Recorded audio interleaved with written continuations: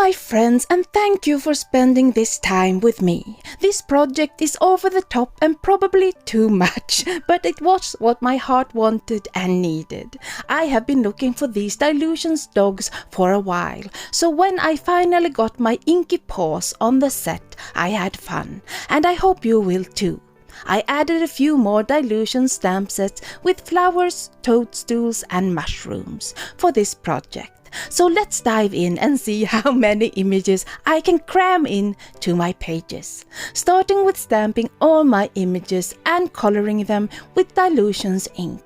I use both a regular watercolor brush and I also have a few water brushes filled with ink. I start with coloring this cute dog in slippers, and I use almost all my green dylusions ink to do it, adding darker green where I want shadows, blending out with my medium green and filling in the rest with my lightest green. For everything except his nose and tummy, I used polished jade, the darkest green, cut grass as my medium and fresh lime as my lightest. And for his tummy and nose, I used chopped pesto and dirty martini. These green inks will be used throughout the coloring for this project.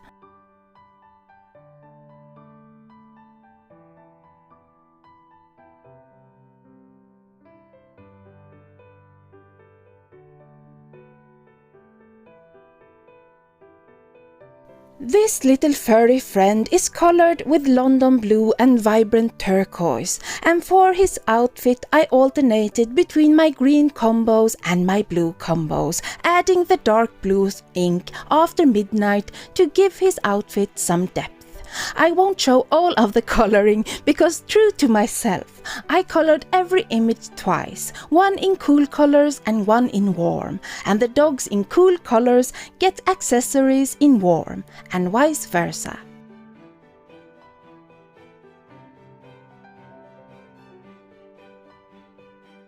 For the slippers and bow tie on this dog, I used funky fuchsia and bubblegum pink.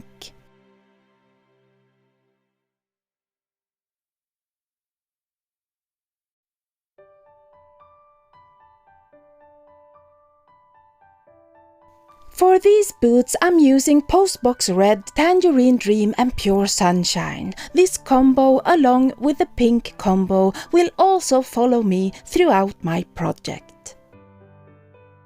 At this point, we're moving into the dogs colored in warm colors, and here I'm using the same red, orange and yellow combo as I used on the previous boots.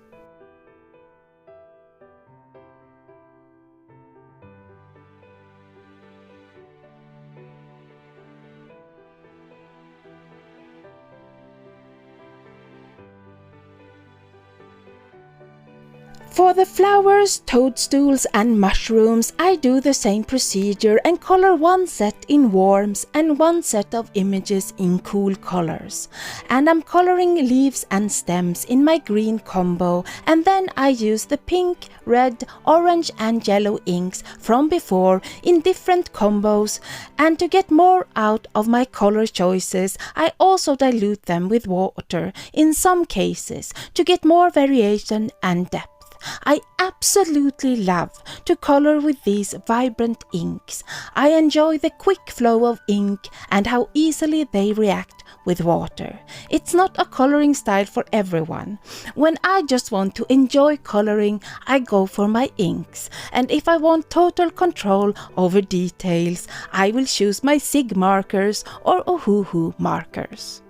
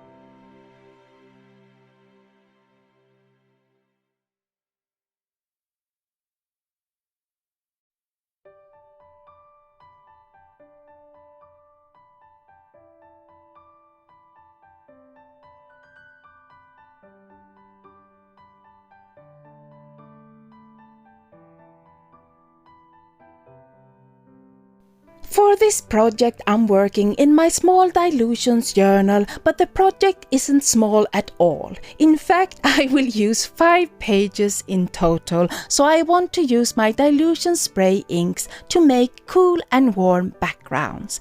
That's why I take care to mask off all but the page I'm working on, so my colors don't mix and make brown mud.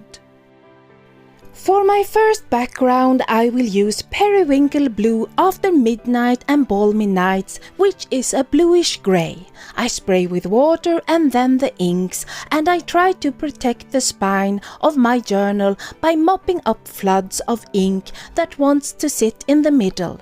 Then I dry that background and move on to the next.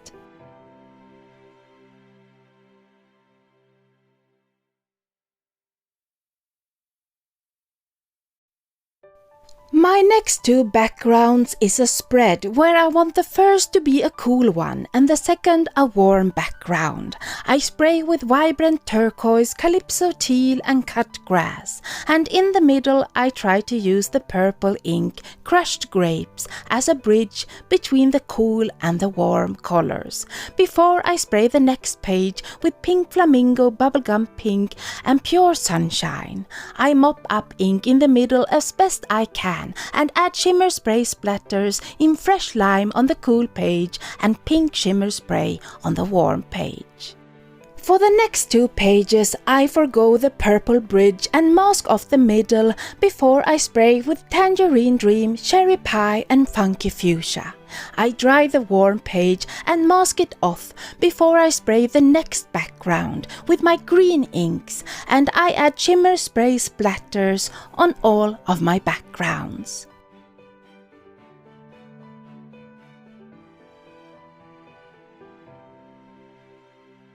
Off camera I made 2 more backgrounds, one cool and one warm, and now I have all my inky backgrounds dry and ready for more.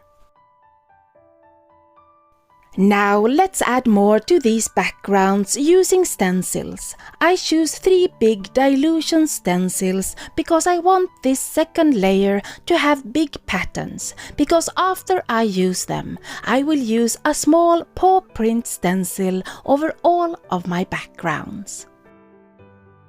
For my first blue page, I'm using a snowflake stencil and a spray bottle with water mixed with Perfect Pearl's shimmering powder, and I spray the shimmering water through the stencil and lift color with a paper towel, and I'm left with lighter shimmering snowflakes on my dark blue background.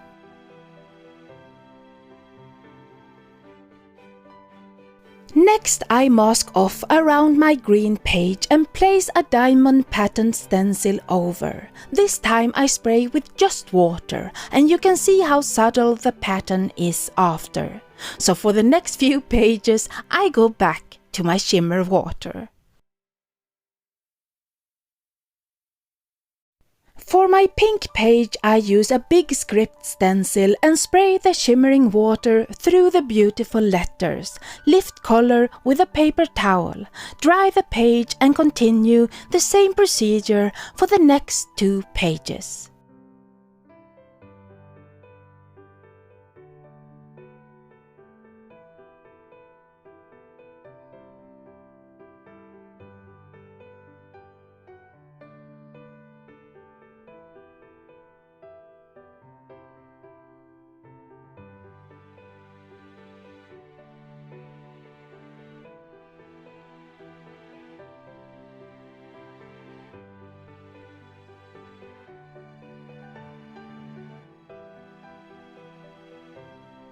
The last 2 backgrounds are more busy, so I want the same patterns, but also I want to dial back the busy backgrounds. So for this first page, I start with Dylusions white linen ink, and I spray it through the stencil.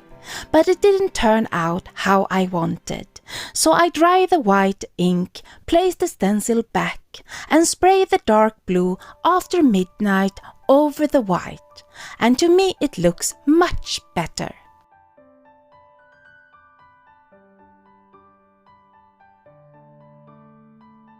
I want the same for the last warm background, so I bring out Funky Fuchsia ink spray and spray through the script stencil and get the look I was aiming for.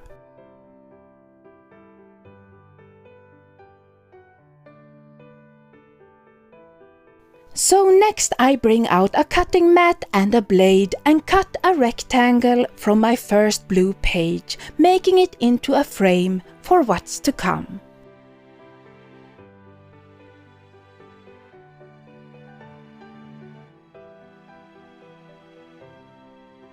From the next page I cut off 2/3 of the page, and from the next page on I cut off only 1/3 of that page, so every page can be seen through that frame.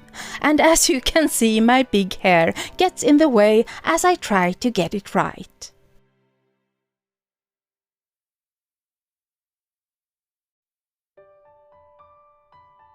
If you can believe it, I felt I needed some birds, so I bring out 2 sets and choose the smaller robin and a couple of small birds from the other set, coloring them all the same way as everything else.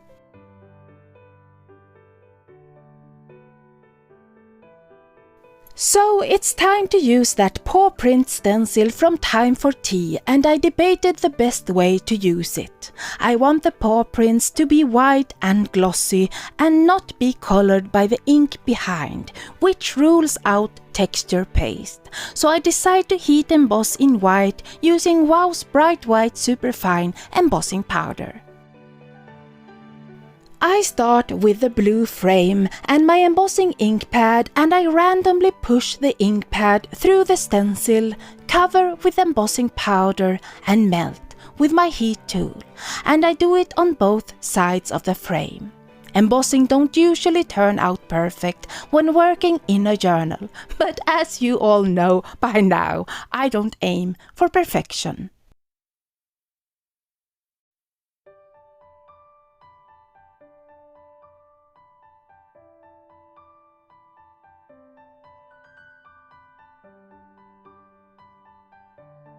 I change tactics for the other pages and apply the embossing ink with a sponge, cover with white embossing powder and melt those cute paw prints with heat.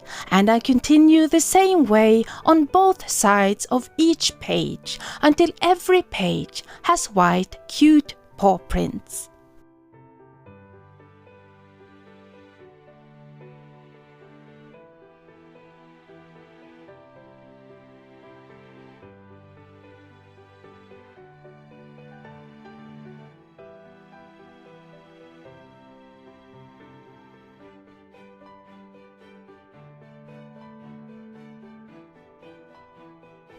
When I looked through the frame from the back, I could see that white page and it bothered me. So off camera I painted that page black and heat embossed paw prints with clear embossing powder on the black page for a tone-on-tone look. And now it's time to put everything together. And when I say everything, I mean lots and lots of images, probably so many that my pages get crowded with details you only see if you look closely. But creating these crowded pages made me happy, and that's a win for me. I start by gluing some mushrooms on the black page, and then it's time for tall mushrooms and flowers. I want the mushrooms on the first page to be sturdy and stand up on its own. So of course I put black cardstock behind every image because they all peek up behind something, and having the black backsides makes it less busy when you turn the pages. For the tall mushroom I make sure to put another exactly behind it on the next page and the third, like a thread tying these pages together.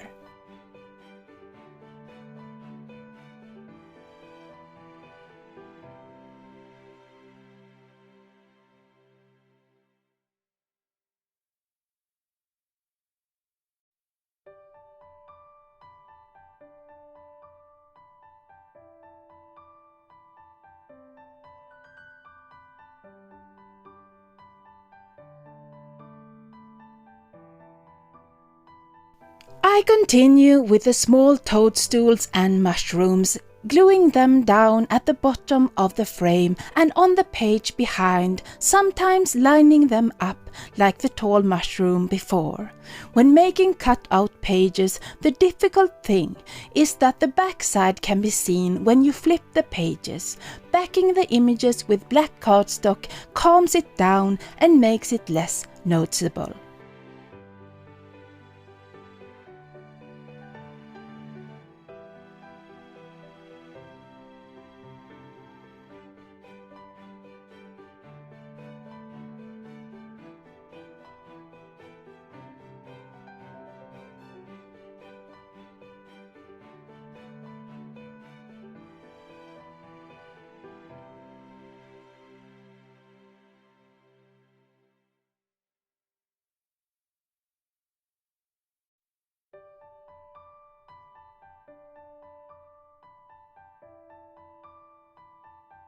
Next, I move on to taller flowers, toadstools and mushrooms. And because I know where I will put the cute dogs, I sometimes hold them in place while gluing down the mushroom they will sit on.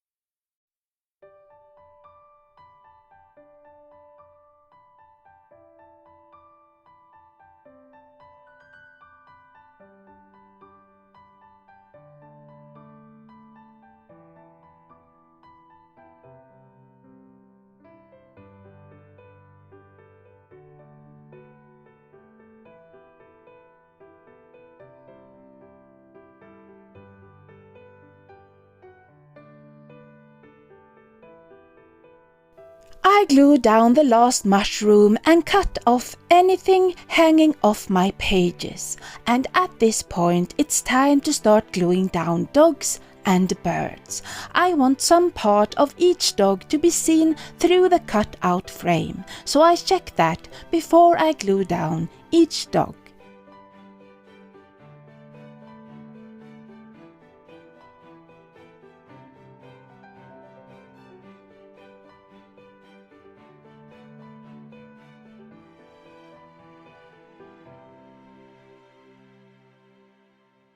When all my cute dogs are in place, it's time for the birds. Did I really need birds? Nah, but I wanted a cathartic project that exploded with color and details, so that was what I created. And I placed the birds here and there on each spread.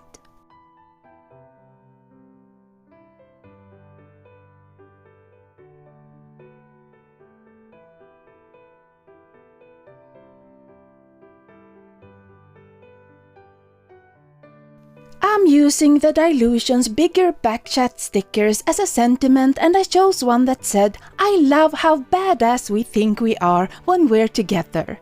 To help it stand out, I outline the sentiment with a white gel pen and glue the strips down on my first page. And now, these crowded Dylusions mixed media pages are finished. Thank you so much for following me to the end of this long project. Until the next time, happy crafting!